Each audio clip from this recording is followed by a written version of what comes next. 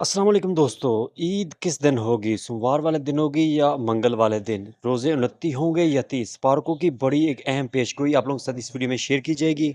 आज की एक अहम खबर, तो चैनल को सब्सक्राइब कर लीजिएगा और वीडियो ज़रा देख लीजिए। आपको बताएं, ईद उल फितर के चांद से मुतालिक सुपार्को की जानिब से अहम पेशगोई कर दी गई। पाकिस्तान के खलाई तहकीकाती इदारे सुपार्को ने फल्कियाती तज्जिये की बुनियाद पर पेशगोई की कि रमज़ानुल मुबारक 29 रोज़ों पर मुश्तमिल होगा और मुल्क भर में ईद उल फितर 31 मार्च 2025 बरोज पीर को मनाए जाने का कवी इम्कान है।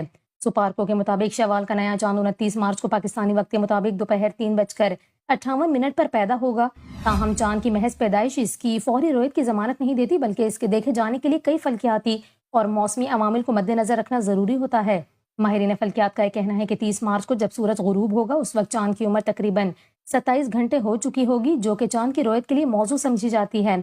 इसके अलावा इस रोज चांद और सूरज के दरमियान ज़ावियाती फासला तकरीबन 16 डिग्री होगा, जबकि गुरूब आफ्ताब के वक्त चांद की बुलंदी 14 डिग्री तक पहुंच जाएगी। इन तमाम साइंसी शवाहिद की रोशनी में माहिरीन इस बात पर मुत्तफिक हैं कि पाकिस्तान में 30 मार्च की शाम को चांद को आसानी से देखा जा सकता है। ताहम आपको बताएं कि इस्लामी रिवायात के मुताबिक ईद उल फितर की हतमी तारीख का ऐलान मरकजी रोयत हिलाल कमेटी करेगी। कमेटी मुल्क भर में चांद देखने के लिए मुख्तलिफ मकामात पर इजलास मुनक्किद करेगी और मौसूल होने वाली शहादतों की रोशनी में फैसला सुनाएगी।